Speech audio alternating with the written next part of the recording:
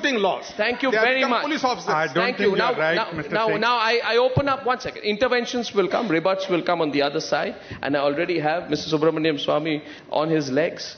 Was 2G a justification of judicial activism? Mr. Swamy, your 3 minutes, 3 to 4 minutes. First of all, are you going to give me as much time as you gave Mr. Singh? I will give you... Equal debate. That question is asked as a politician, not as a lawyer. As long as somebody from your side is willing to cut that. Go ahead, sir. Please go ahead, Mr. Swamy. Well, first of all, this topic is framed in with loaded words. The words activism, compromise, these are loaded words, and I don't want to take up time explaining what the definitions of these terms mean. But it's a well-known fact that the Constitution is the supreme document, and all institutions draw their position and power from the Constitution. But the judiciary has been given the responsibility to interpret the Constitution.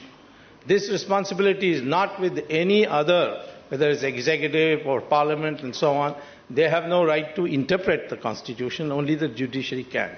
So there's a very direct responsibility placed on the judiciary to intervene where the Constitution is not being followed.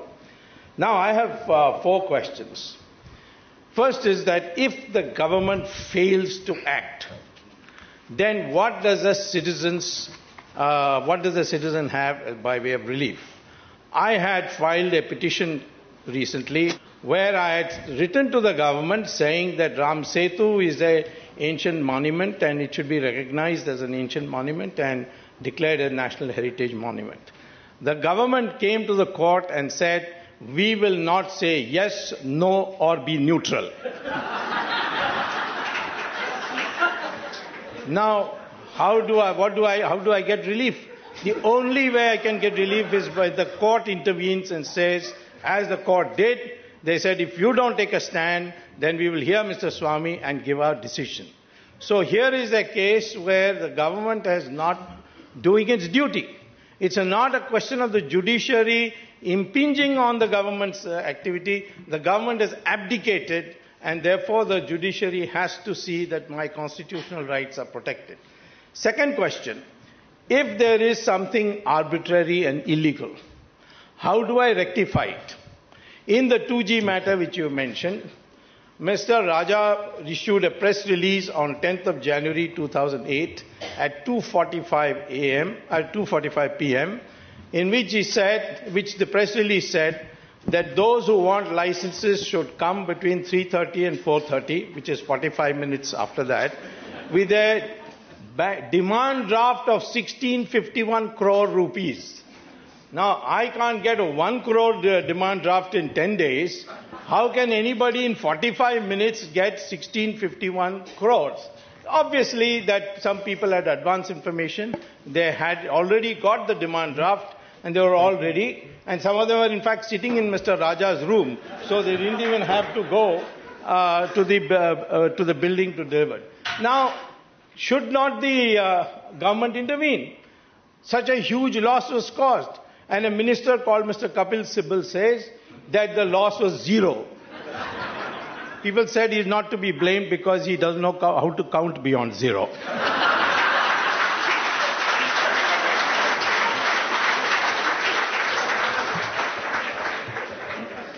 Now, here in Tamil Nadu, the chief minister says my birthday is coming. So 1,451 hardened criminals who are serving life sentence for murder, rape and so on are to be released in celebration of my birthday. Now, either the chief minister has kinship with these 1,451, but he releases it. How do I stop it? I have to go to court and say that my fundamental right has been affected, and the courts have intervened and they are now considering the matter. So therefore, to say Lakshman Rekha, let me say here too, had Sita not crossed the Lakshman Rekha, Ravan would never have been killed. So sometimes crossing of Lakshman Rekha is necessary.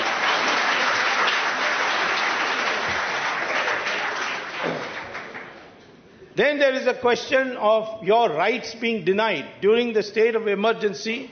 which Mrs. Gandhi proclaimed as a constitutional measure, the Attorney General went to the court and said, we can now take the life of any person without a trial at all, which was totally against. But for the judiciary at that time, there would have been no sanity at all brought in the implementation of the emergency. So we owe the freedom that we have today, the luxury of freedom, to the judiciary intervention at that stage. Finally, the judiciary has done a great service to our country by limiting the amending power of Parliament. Earlier on, if two-thirds majority you had in Parliament, you could amend anything in the Constitution. In fact, you could declare anybody as a king or queen. There was some suspicion that Mrs. Gandhi was preparing to be declared as the Queen of India. And just before that, in 1973, the Supreme Court said, no, Constitution is above everybody else. Parliament is a creature of the Constitution. Parliament is not supreme. Anyone who says Parliament is supreme is wrong. And that Parliament cannot amend the Constitution beyond its shape. There is a basic structure, and that basic structure has to be maintained. So therefore, if this is what you call as judicial activism, and if this is what you call as compromise, very good, that's what we want. Dr. Subramaniam Swamy, it can also be argued that you have used all the examples which you have used today. I can see that you stood up to respond. All the examples you have used today are merely aberrations, which you are using today to pass a sweeping generalization on the system. Give me an example which is not an aberration. Today, aberration is the rule, normality is the exception. In that